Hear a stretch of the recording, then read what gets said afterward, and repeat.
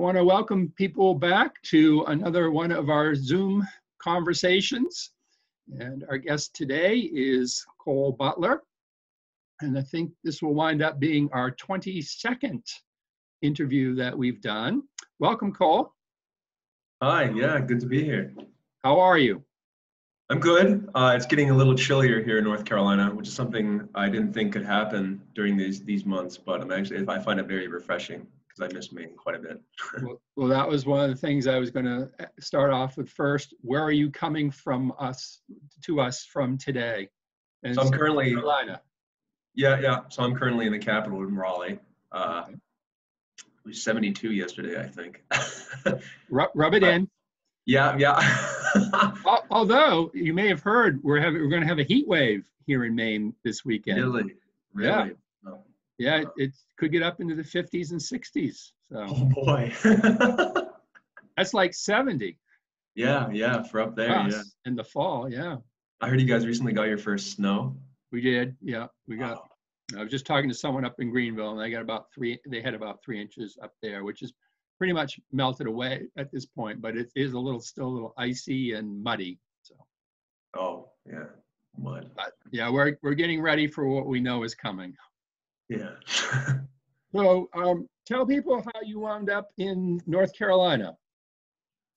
So I'm here studying for a PhD. Mm-hmm. Yep. So I got my BS in math at the University of Maine, and after that, I wanted to do a little more math in a little more narrow subject, and so I ended up coming to NC State for a PhD in biomathematics, and that's what I'm studying for now, and for the next 5 years, ideally. 5 years.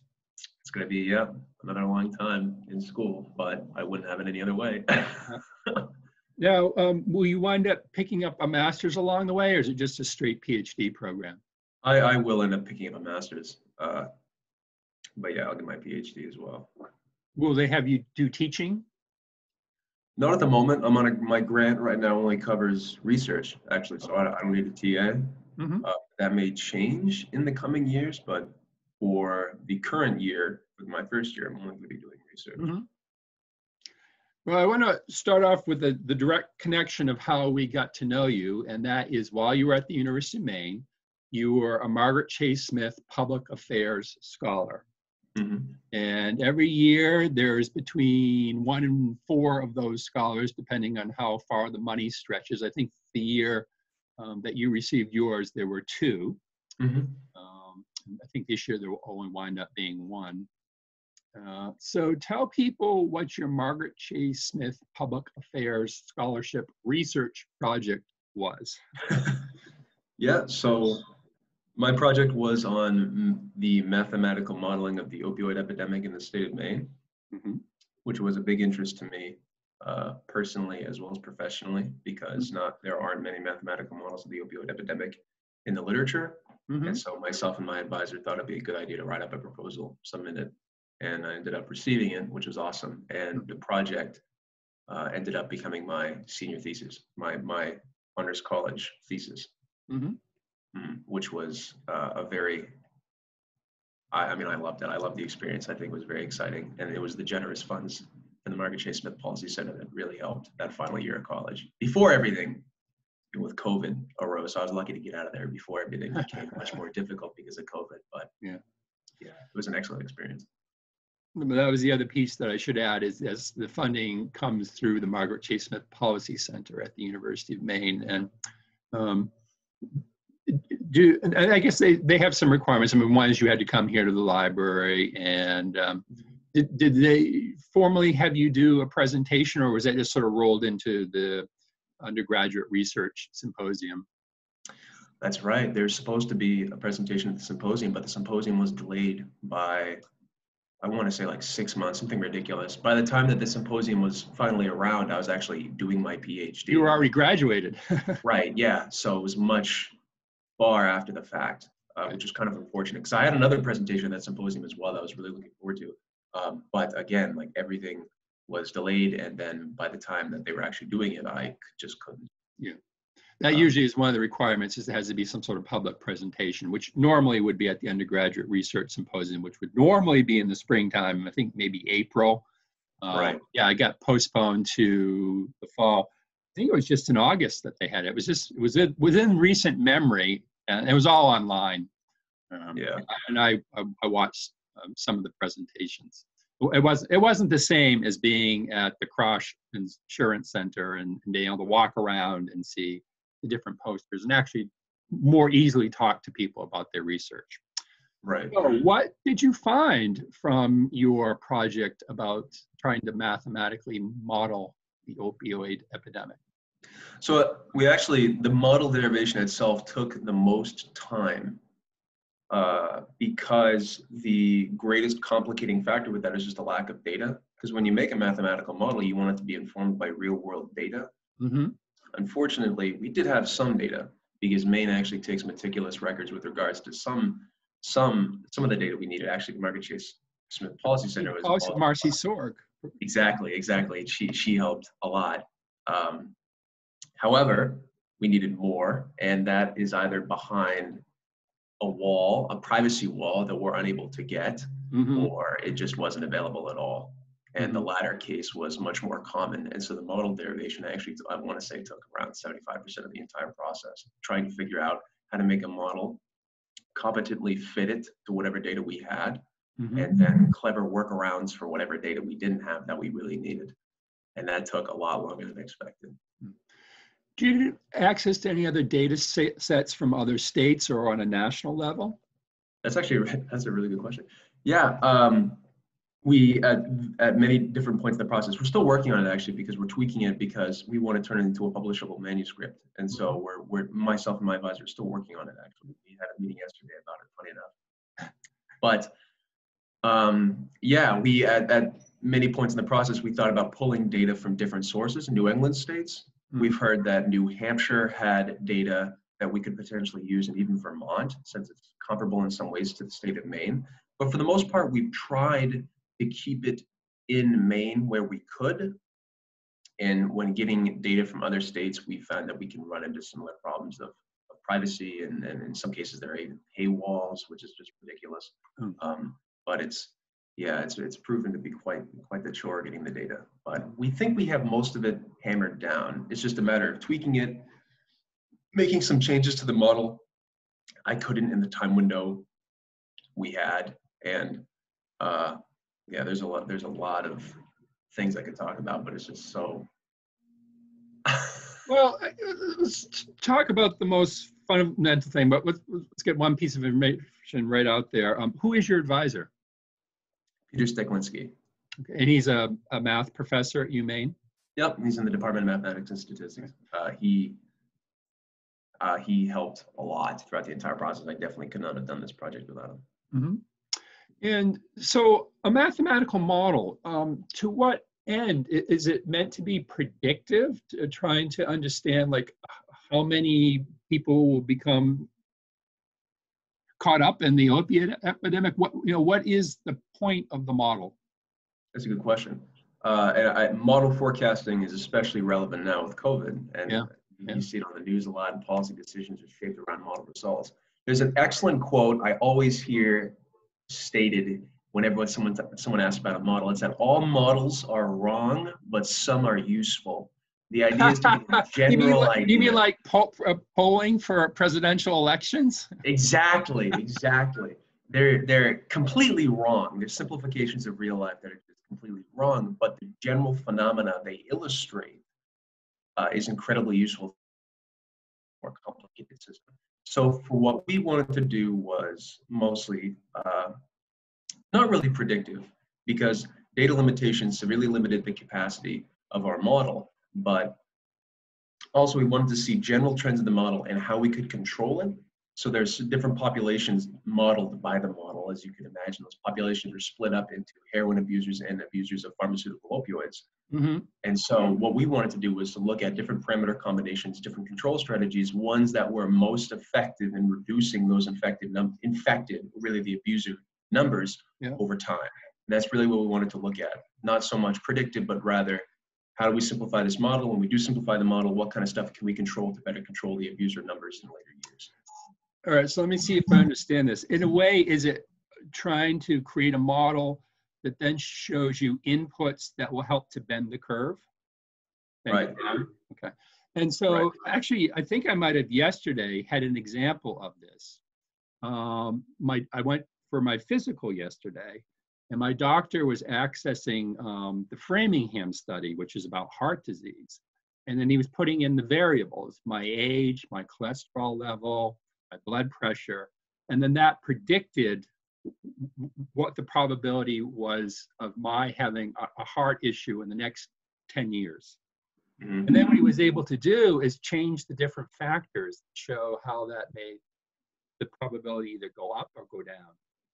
And I assume that's all based upon a model of these different input factors, and then you get an output of a percentage. So in a way, is that what you're trying to create? Yeah, exactly. It's which variables, which parameters can we change that reduce the total number of abusers in 5, 10 years. Okay. Yeah. And what are some of those variables?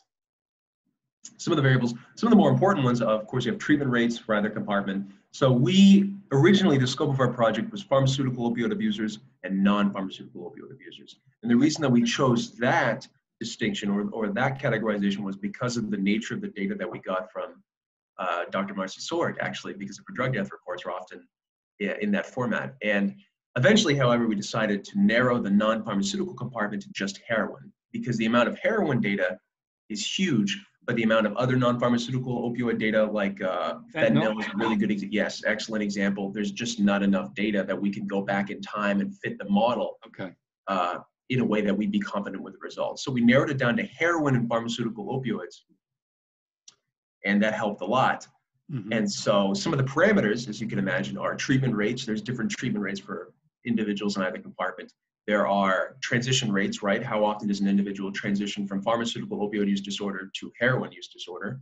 Mm-hmm. There are addiction rates from regular prescriptions of pharmaceutical opioids, right? So how often, if you prescribe opioids to a certain number of the population, with what rate or with what probability are some of those individuals just going to develop an addiction to just because of their prescription?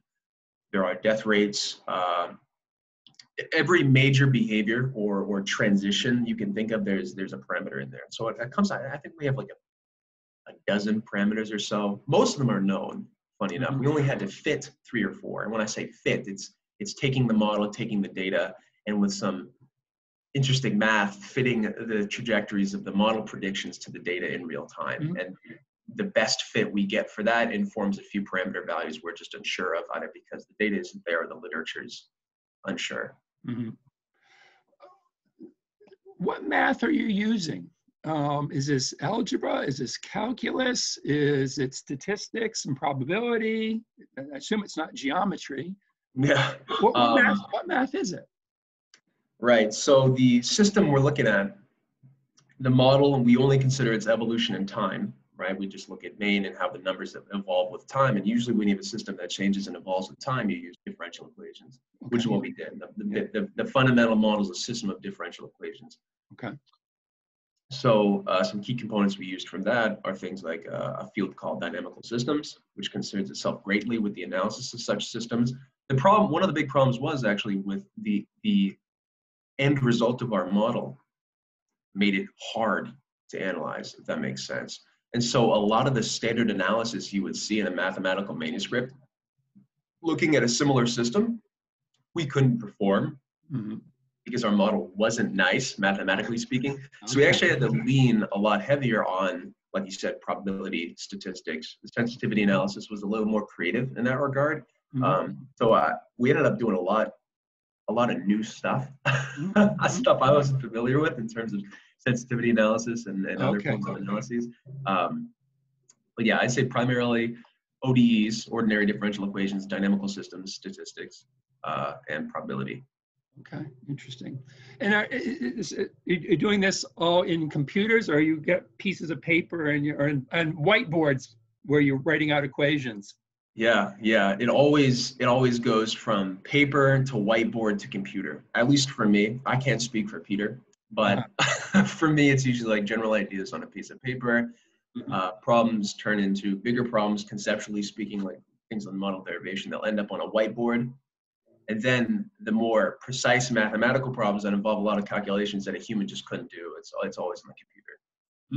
So it always ends on the computer. How far back in time are you going for your data? So right now we can only go back to 2014, but with a recent development, we hope to go back even further to sometime like 2010. And depending on, yeah, that's all I can say. It's very recent that we're able to get more data because we relied heavily on NASDA survey data for the state of Maine. They have prevalence estimates that come out every year. And we were using a lot of that because it was just so perfect for our purposes. And we couldn't find any more. But we've since come into what we think is more data, at the very least a promising lead, which could help create, for us, more data, which would be helpful. Because more data means more accurate fitting means more accurate model results, just all around better. Are you here? Can you hear me, or are you starting to hear the landscapers behind me? I can hear you. There's a little fuzz, but it's no problem at all. Okay. So have you always been interested in math? Yeah, so when I first went to the University of Maine, I did so as a civil engineer. I had liked math in high school. I liked math a lot, but I thought that it wasn't a lucrative endeavor to be in or to go down. So I stuck with civil engineering because University of Maine is known for its civil engineering or its engineering in general. Eventually, however, I realized that I couldn't. I loved math, and it went from picking up a minor or picking up a double major in mathematics to dropping civil engineering and focusing solely on math. And that was around, I want to say, the latter half of junior year, second semester. And you know, it didn't just happen. There were a lot of experiences that led me to make that decision. For one summer, I worked out in California at an engineering firm. And that gave me, like, you know, obviously real world experience being a civil engineer in the professional world. And I realized, you know, maybe it wasn't for me. And simultaneously, I was doing research with some of the professors at the University of Maine with math during the semester and during the summer. And that was a lot funner. So the next summer, I did research in Arizona for math. I figured, you know, one summer engineering, one summer math when I was still a double major. And when I did research out in Arizona for math, I realized this is so much better.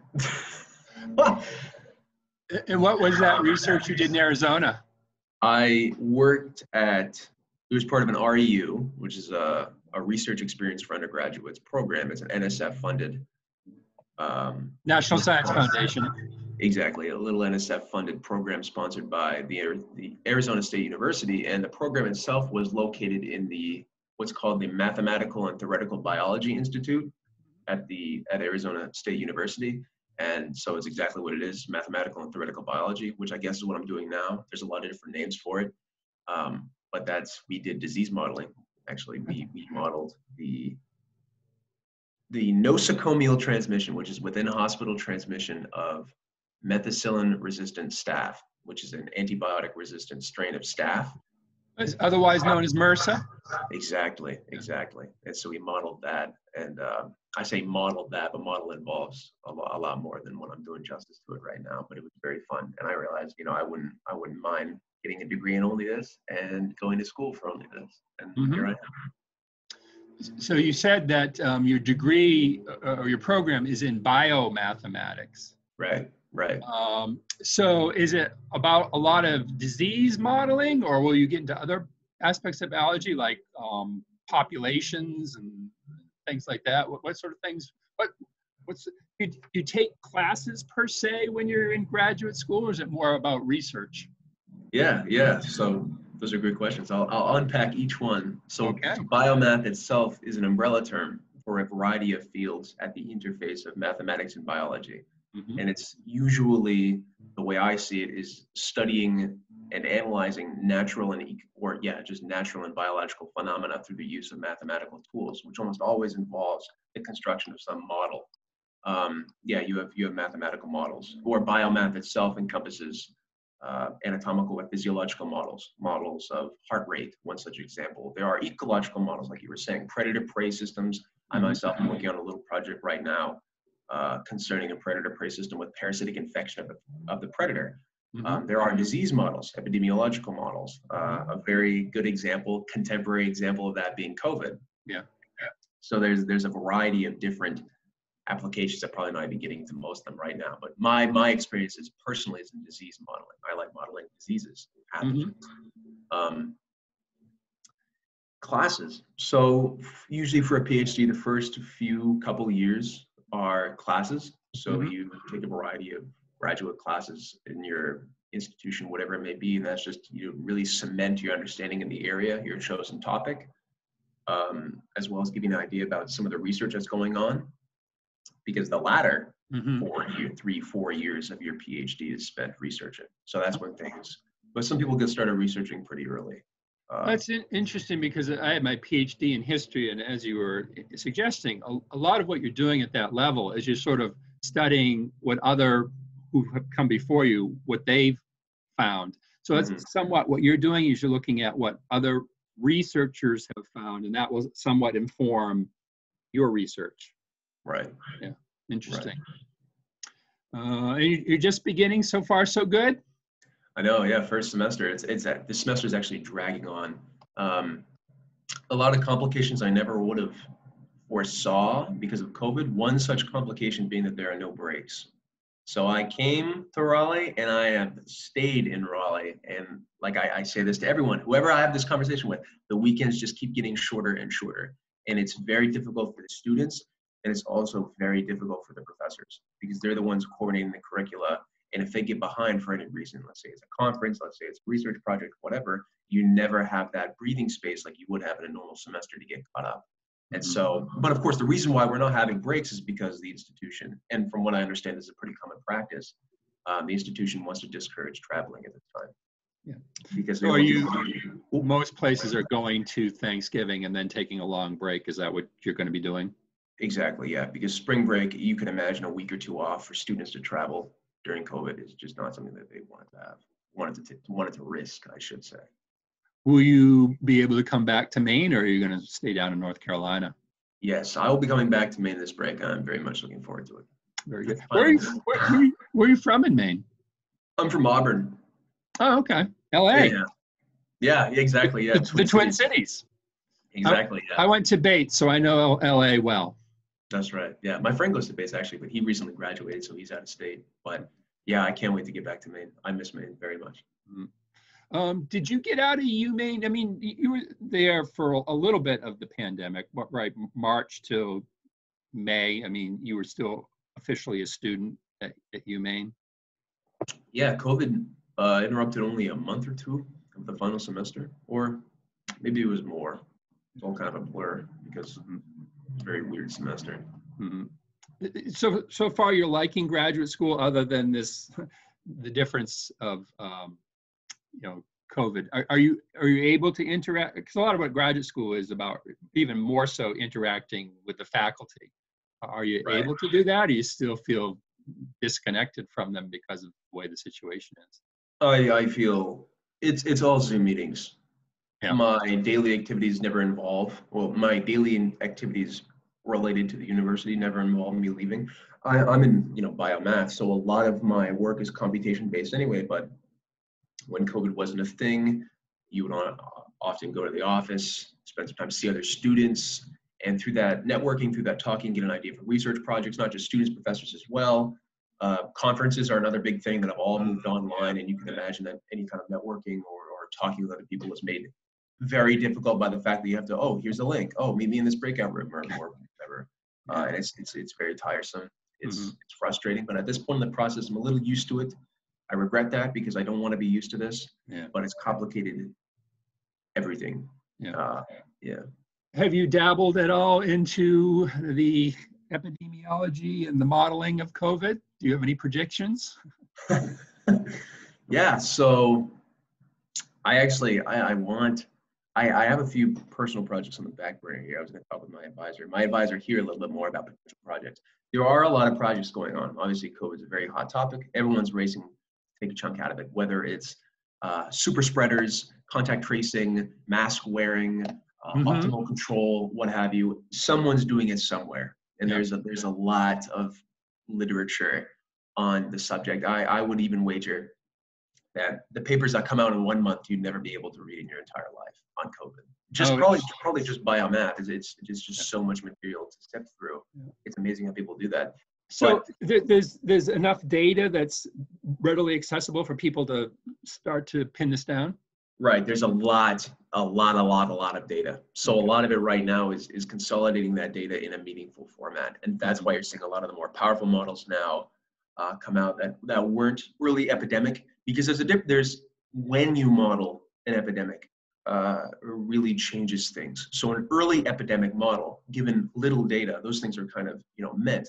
They're mostly phenomenological models. They tell you a general curve, even more general than what you usually get from a mathematical model. But now that we're, half a year into the pandemic, the data is a lot more fine. We know what to look for. For example, if you told someone about asymptomatic spread, there probably wouldn't have been a lot of data about that in January or February. But now we have a much more informed perspective on the whole ordeal. So we have a better idea, and it reflects itself in the models that are coming out. If I have any models, TBD. Give me a month. I have a lot of projects I need to wrap up, including the opioid one from the University of Maine. I always have so many projects and such little time to do all of them. But yeah, I hope to do some COVID work very soon. I did some this past summer, actually. What am I talking about? The applications of optimal control theory to COVID modeling. Optimal control theory is just in very short blurb, the optimal solution given a system and a cost function. So how do we optimally apply this method or this solution given this cost function? Cost function obviously being deaths, hospitalizations, testing, and that was really cool. So I've done some, but not as much as I'd want to. But there's so many other things I have to do right now. Yeah. How's the general situation down in North Carolina in terms of COVID? It's good. The semester only lasted a couple weeks before I would get emails about clusters being identified on campus. A cluster, I think they define as 7+ cases. And they wanted to have a normal semester, as all universities, I'm sure, wanted to. And all the universities are taking their own unique approach. But NC State was one of the universities that said, we'll have distancing, we'll do all the measures we can. But one of the things we want to ensure is that our students have some kind of normal university experience. They put a lot of trust in the students, I should say. And I think you can tell which camp I'm on. But eventually, the clusters became too much. People partied, people went out and really weren't aware. And what ended up happening was the university pulled the plug. They said, okay, we'll give everyone 2 days class hiatus, all freshmen leave. And so, that really, people were surprised. Some were mad at the university, but I'm of the opinion that the university, I think, they were just trying to do what's best for their students, and the students weren't the ones who handled it responsibly. And you just saw, the case count go up, and then the university said nope. Since then, I don't know, it's been pretty laid back. Did they have the freshmen come back? I'm not too sure yet what's happening next semester. The freshmen have not since come back. All Okay. classes moved online. Okay, interesting. All right. Yeah, so I'm not sure they'll come back next semester. I'm not sure they would. If I were a freshman, I would probably think, I don't trust my fellow freshmen to not handle this situation responsibly. So a hybrid class, I'm sure the university is offering some kind of hybrid classroom for all the classes that they're teaching. So by that, I mean like Zoom or in person if you're here, but probably Zoom. Have you had any opportunity to explore North Carolina? Yes, actually, there are. It's quite the big place compared to Maine. In Maine, I wasn't used to large cities. We have Portland and Augusta, and I guess Bangor and Presque Isle. Don't forget LA. And LA. But here is much different. It's a big city, but not too big. In Raleigh, I made a trip with a few friends to Roanoke, the Outer Banks. Which is really nice. And we got to see the ocean from the North Carolina Ocean. And I actually really wasn't anticipating such a huge difference, because when you see the ocean in Maine, you go to Booth Bay or any Maine coastal city, you smell the ocean, you see the beaches, the birds, but there was no I say it's weird. It's weird, but there was no unique ocean, salty, fishy smell for North Carolina. No beaches either. There's no beaches. At least the area that we went to a very long stretch of the Outer Banks. We were driving all day, checking out the area, and we were surprised. It's an ocean, of course, and there are boats, but it's not the main ocean. It's just grass and then ocean. There's no. It's just strange. But yeah, I've seen a lot of North Carolina. They also have a lot of good bookstores here, which is something I'm not used to. In Bangor, we had Books A Million, which is about it. I like bookstores, and so I think Raleigh alone has like 6 used bookstores, which is good for me. What sort of books do you like? I actually I have a bunch. There's a bookshelf back there, but the books I get, I'll show you one that I got a couple, I think last week, is Computation in Theory and Ordinary Differential Equations. I've got a lot of books as well. Nonlinear dynamic programming, nonlinear mathematics, really just math programming stuff. Sometimes it's like general interest, like I picked up a book on genetic algorithms not too long ago. But it's my work, there's a very blurred line between my work and my pleasure, what I do for pleasure. And so, yeah, usually books with that in there. So are these older mathematical works? Some are, yeah. Like the genetic algorithm book I got was from a guy named Hammond, who I think was the pioneer in the field of genetic algorithms and using them to solve computational problems. Some of them are more recent, but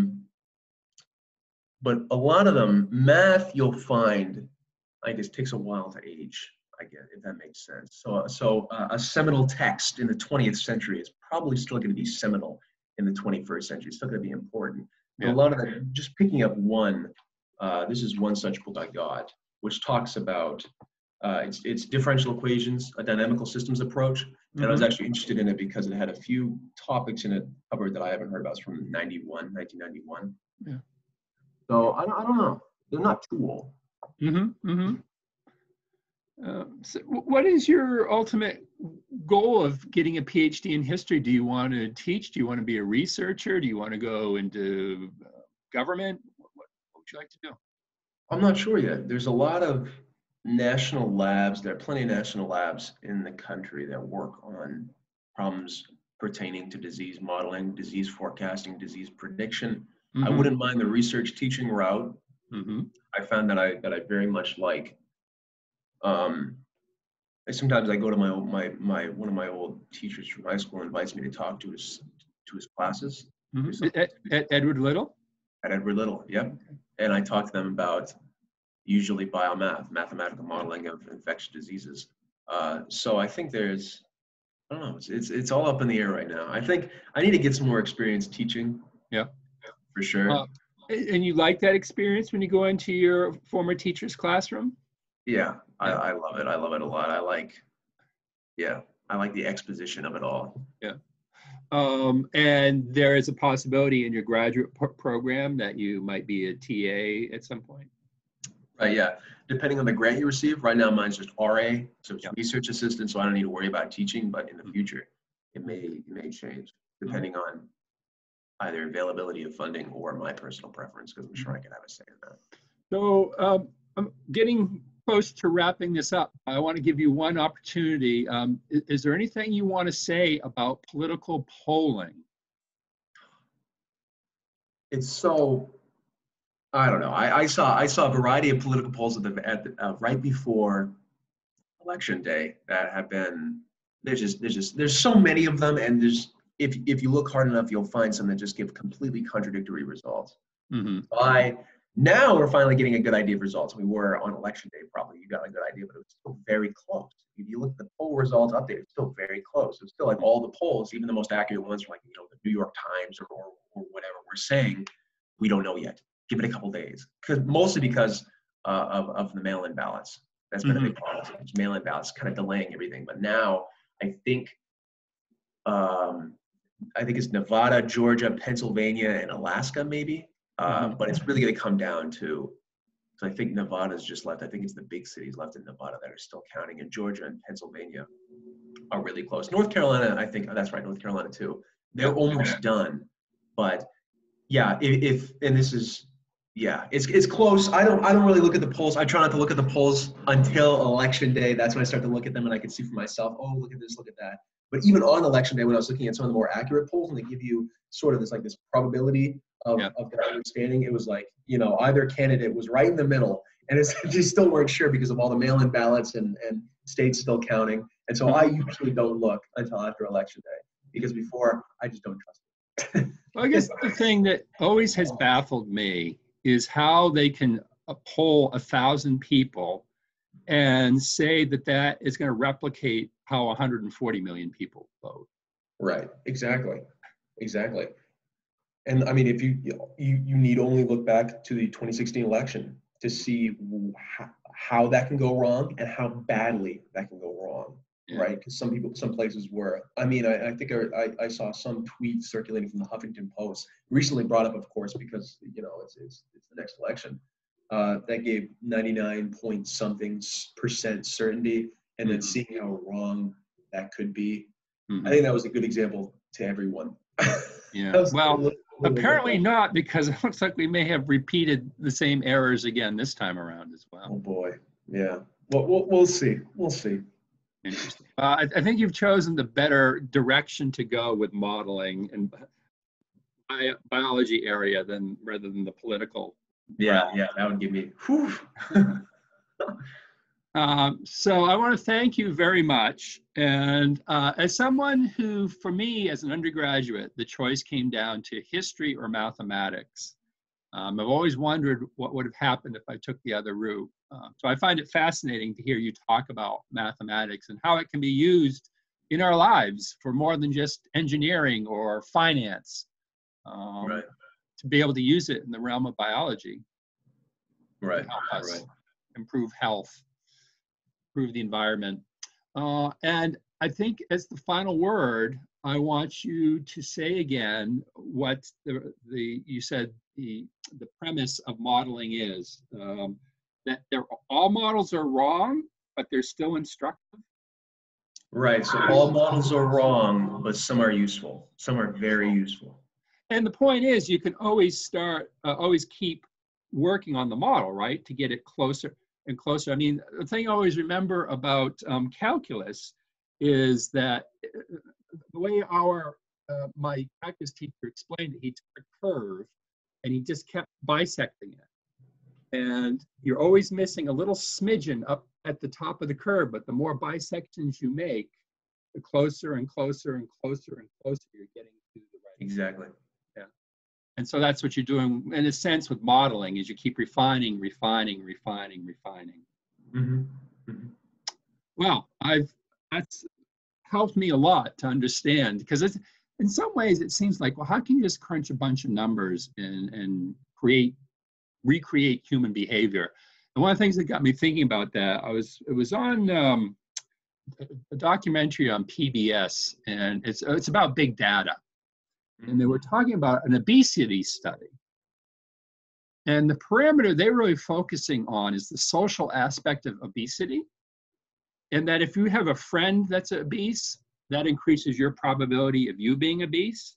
But they even started tracing down the line. If like the friend of your friend is obese, your probability goes up. And they took it down to like 6 generations, 6 degrees of separation. And like if the friend of your friend of your friend of your friend was obese, that still increased your probability of being obese, signifying that obesity is somewhat social. Right. It was fascinating. And you know, you mathematicians are creating these models that demonstrate this. It's not that you just invent this. You have to have the data that verifies it. Exactly. Well, I wish you good luck. I admire your enthusiasm. I always say that, you know, successful people are passionate about their work, and you're clearly passionate about mathematics. Mm-hmm. So I look forward to the models that you come up with. Thank you. Good luck to you. Thank you. So long. See ya.